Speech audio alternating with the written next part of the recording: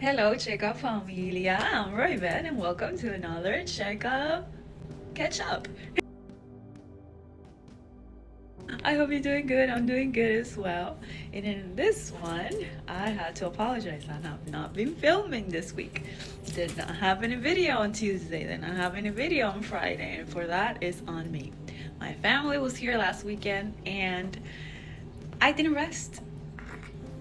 Hey, what do? I didn't rest. So it has been afternoons of napping in order to recover. For that, I ask your understanding, and here is a video for you. I hope you're doing good. Catch up. I would like to share something that happened to me yesterday morning. So I was taking an Uber to work, and I normally like to ask questions to the Uber drivers because it's really common here in Florida that no one talks to them.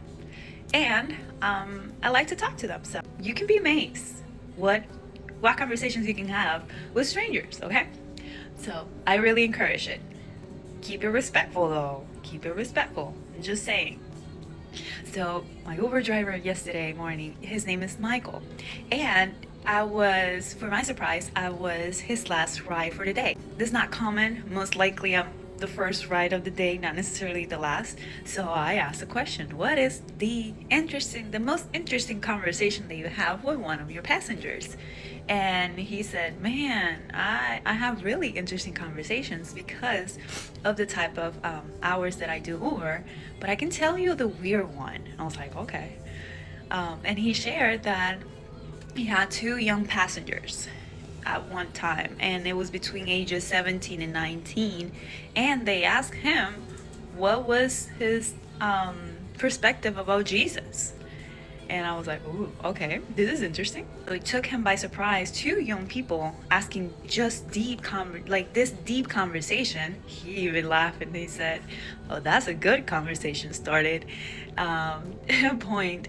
So my question was to him, can I answer you that? And he said, okay, go for it. And I share with him what Jesus was for me. And I want to share it with you.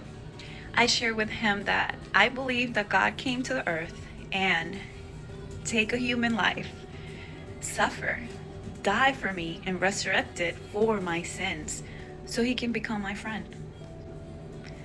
So I can relate with him. So I can accept his love.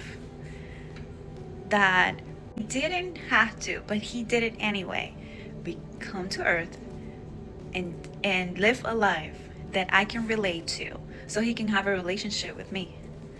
That when I did what I did and learned what I learned and hit rock bottom and realized that I needed something that I was not able to give myself, at that point I discovered Jesus.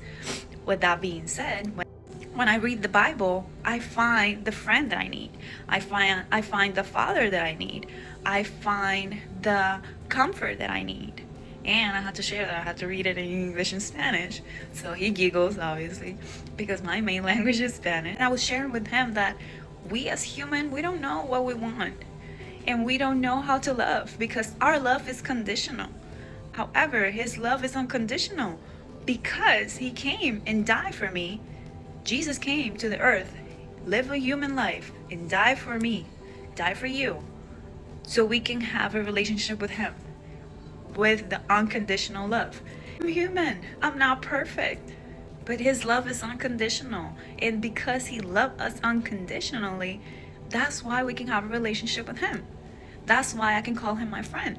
That's why I can accept his love, because his love, it doesn't make sense to me at all. But he gave it anyway, so he can have a relationship with me.